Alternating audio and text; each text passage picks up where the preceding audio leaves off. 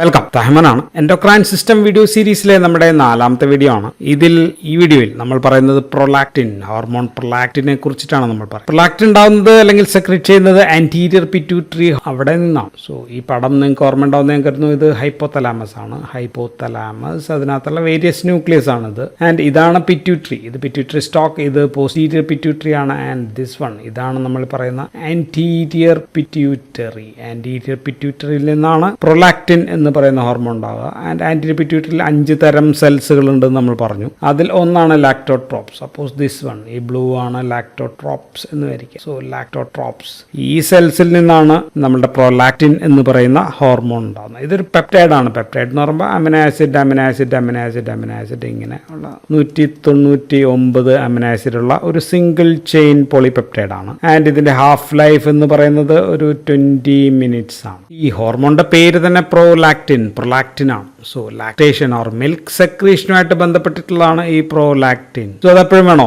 Milk secretion എപ്പോഴും ആവശ്യമില്ല. നമുക്ക് എപ്പോഴും തുടർച്ചയായിട്ട് ഇങ്ങനെ മിൽക്ക് ഉണ്ടായിക്കൊണ്ടിരിക്കേണ്ട ഒരു കാര്യവുമില്ല. സോ ഇതിന്റെ control of secretion and release മറ്റ് ആന്റീരിയർ പിറ്റ്യൂട്ടറി ഹോർമോണുമായിട്ട് ചെറിയൊരു വ്യത്യാസമുണ്ട്. എല്ലാ ആന്റീരിയർ പിറ്റ്യൂട്ടറി ഹോർമോണും ഇവിടെ നിന്ന് ഹോർമോൺസ് എന്തെങ്കിലും റിലീസ് ചെയ്യണമെങ്കിൽ ആര് വിചാരിക്കണം? അത് ഹൈപ്പോതലാമസ് വിചാരിക്കണം. ഹൈപ്പോതലാമസ് അവിടെ നിന്ന് റിലീസിങ് ഹോർമോൺ വിടാം, അല്ലെങ്കിൽ റിലീസ് ഇൻഹിബിറ്ററി ഹോർമോൺ. സോ ഇങ്ങനെ 2 ഹോർമോൺസ് വഴിയാണ് ഹൈപ്പോതലാമസ് കൺട്രോൾ ചെയ്യുക. ആ കാര്യത്തിൽ ഇവിടെയും സെയിം ആണ്. Releasing hormone, release inhibiting hormone ഉണ്ട്. പക്ഷേ വ്യത്യാസം എന്ന് വെച്ചാൽ സാധാരണ രീതിയിൽ എപ്പോഴും റിലീസിങ് ഹോർമോൺ ആണ് ഇങ്ങനെ വിട്ടുകൊണ്ടിരിക്കുക. പക്ഷേ ഇവിടെ ഇൻ ദിസ് കേസ് ഇവിടെ ഇൻഹിബിറ്ററി ഹോർമോൺ ആണ് സ്ഥിരം വന്നുകൊണ്ടിരിക്കുക. So hypothalamus is releasing prolactin release inhibitory hormone or PIH എന്ന് പറയുന്ന സംഭവമാണ് സ്ഥിരമായിട്ട് വിട്ടുകൊണ്ടിരിക്കുന്നത്. അപ്പോൾ അത് എന്താ സംഭവിക്കുക? ഇവിടെ ലാക്ടോട്രോപ്സിൽ നിന്ന് പ്രൊലാക്റ്റിൻ ഉണ്ടായി അത് റിലീസ് ചെയ്യുന്നത് തടഞ്ഞുകൊണ്ടേയിരിക്കും. ഹൈപ്പോതലാമസിലെ ആർക്വേറ്റ് ന്യൂക്ലിയസ്. സോ ഇതാണ് ആർക്വേറ്റ് ന്യൂക്ലിയസ്. ഈ ചെറുതാണ്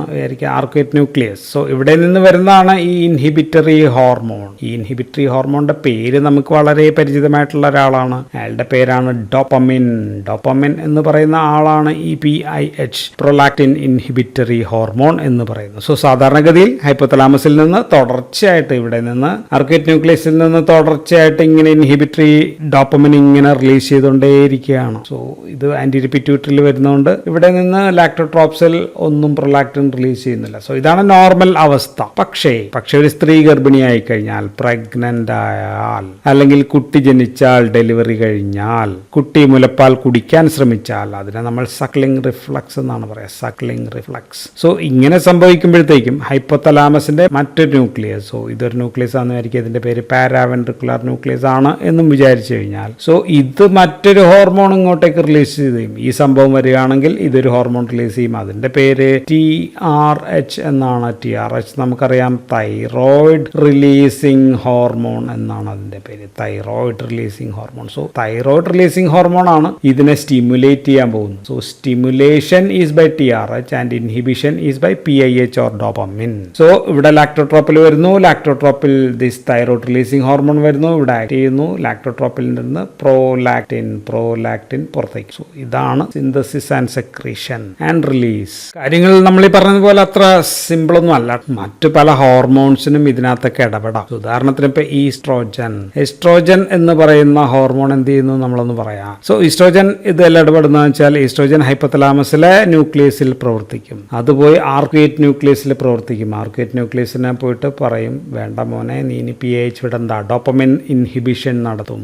ഡോപ്പമിൻ ഇൻഹിബിഷൻ നടക്കുമ്പോൾ ഇവിടെ നിന്ന് ലാക്ടോട്രോപ്പിൽ നിന്ന് പ്രൊലാക്റ്റിൻ റിലീസ് ചെയ്യാം. PVNൽ പോകും. PVNൽ പോയി പറയും, മോനെ കൂടുതലായി നീ TRH റിലീസ് ചെയ്യൂ എന്ന് പറയുമ്പോൾ അതും ഇവിടെ പോയി കൂടുതലായിട്ട് ലാക്ടോട്രോപ്സിനെ ആക്ടിവേറ്റ് ചെയ്തിട്ട് പ്രൊലാക്റ്റിൻ റിലീസ് നടത്തും. നേരിട്ട് ഇതെല്ലാം കഴിയാൻ നേരിട്ട് ഇവിടെ വന്ന ഒരു പണിയും കൂടി ഉണ്ട്. ഇവിടെ വന്ന് നേരിട്ട് directly activate this lactotroph to release prolactin. So by all these means ഈ 3 മെക്കാനിസത്തിലൂടെയും oestrogen can increase the release prolactin secretion കൂടുതലായിട്ട് നടത്താനായിട്ട് പറ്റും. ഇങ്ങനെ പല ഹോർമോണും ഇതിനകത്തൊക്കെ ഇടപെടാം. സോ ഇതാണ് ഇതിന്റെ synthesis and regulation of release of this prolactin. ഇനി പ്രൊലാക്റ്റിന്റെ ആക്ഷൻസ്, ഫങ്ഷൻസ് ഒക്കെയാണ് നമുക്ക് പറയേണ്ടത്. ഇത് പ്രവർത്തിക്കുന്ന സ്ഥലം എവിടെയാണ്? പ്രൊലാക്റ്റിൻ പാലാണ് ഉണ്ടാവേണ്ടത്, മിൽക്കാണ് ഉണ്ടാവേണ്ടത്. So it has to act on the mammary gland. So this the mammary gland ആണ് ഞാൻ വരച്ചിരിക്കുന്നത്. മാമറി ഗ്ലാൻഡിലാണ് പ്രവർത്തിക്കുക. സോ ഇതിന് മുലപ്പാൽ ഉണ്ടാക്കാനുള്ള കഴിവുണ്ട്. അതിനെ നമ്മൾ ലാക്ടോജനിക് എഫക്ട് എന്നാണ് പറയാം. ഇറ്റ് ഹാസ് ഗോട്ട് ലാക്ടോജനിക് എഫക്ട് ഉണ്ട് പ്രൊലാക്റ്റിൻ. പക്ഷേ ഈ ലാക്ടോജനിക് എഫക്ട് എന്ന് പറഞ്ഞ വീക്കാണ് കേട്ടോ. അത്ര ഭയങ്കര ശക്തമായ ലാക്ടോജനിക് ഹോർമോൺ ഒന്നും അല്ല പ്രൊലാക്റ്റിൻ.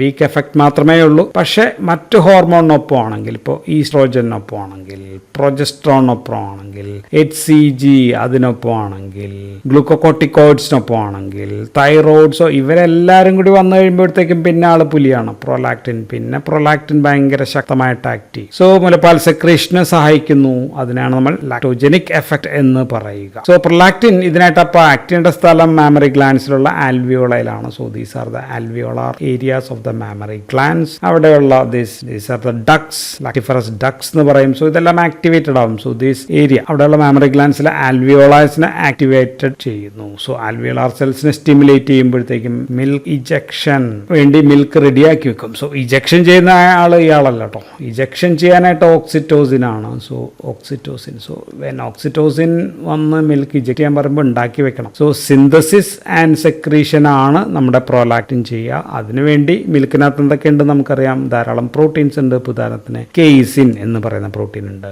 ലാക്ടിഫെറിൻ എന്ന് പറയുന്ന പ്രോട്ടീൻ ഉണ്ട്, ധാരാളം കൊളസ്ട്രോൾ ഉണ്ട് മിൽക്കിനകത്ത്. സോ ഇതെല്ലാം ഉണ്ടാക്കുന്ന പണിയാണ് പ്രൊലാക്റ്റിൻ ചെയ്യുക. സോ ഇതെല്ലാം കരുതലായിട്ട് ഉണ്ടാക്കി വെക്കും. അപ്പോഴത്തേക്കും ഓക്സിറ്റോസിൻ വന്നിട്ട് ഇജക്ട് ചെയ്യൂ എന്ന് പറയുമ്പോഴത്തേക്കും അത് ഇജക്ട് ചെയ്യും. സോ പ്രൊലാക്റ്റിൻ എത്തിക്കഴിഞ്ഞാൽ ആൽവിയോളാർ സെൽസിന്റെ ഹൈപ്പർപ്ലാസിയ ഉണ്ടാകും. ഹൈപ്പർപ്ലാസിയ സെല്ലുകളുടെ എണ്ണവും വണ്ണവും ഒക്കെ കൂടുന്ന പരിപാടികളാണ് ഹൈപ്പർപ്ലാസിയ എന്ന് പറയുക. ധാരാളം സെല്ലുകളാവും. സോ ഇതാണ് പ്രൊലാക്റ്റിന്റെ പ്രധാനപ്പെട്ട function. So synthesis and secretion of milk ആണ് പ്രൊലാക്റ്റിന്റെ ഫംഗ്ഷൻ. സാധാരണ മെൻസ്ട്രേഷന് മുമ്പ് സ്ത്രീകളിൽ ബ്ലഡിലെ പ്രൊലാക്റ്റിന്റെ എമൗണ്ട് കുറച്ചധികമായിട്ട് വർദ്ധിക്കും. സോ ഇതുമൂലം ബ്രസ്റ്റ് ടെൻഡർനെസ് ഉണ്ടാകുന്നുണ്ട്. So breast tenderness is because of this prolactin ഹോർമോണിന്റെ ഒരു ഫംഗ്ഷനാണ്. ഇനി ഗർഭകാലത്ത് നമുക്കറിയാം പ്രഗ്നൻസിയിലും പ്രൊലാക്റ്റിൻ ധാരാളമായിട്ടുണ്ടാകും. So breast size will be increase because of this. നമ്മൾ പറഞ്ഞു ഇവിടെ സെല്ലുകൾ ഒരുപാടായിട്ട് ഹൈപ്പർപ്ലാസിയ ഉണ്ടാകുന്നതുകൊണ്ട് breast size will increase and also tenderness will increase. അപ്പോൾ അതൊക്കെ അവിടെ നടക്കുകയാണ്. ഇനി ഗർഭിണി അല്ലാത്ത സമയത്ത് പ്രൊലാക്റ്റിൻ വർദ്ധിച്ചാലോ, ഗർഭിണി അല്ലാത്ത സമയത്ത് വർദ്ധിച്ചാലും this can cause galactorrhoea and amenorrhoea. ഗാലക്ടോറിയ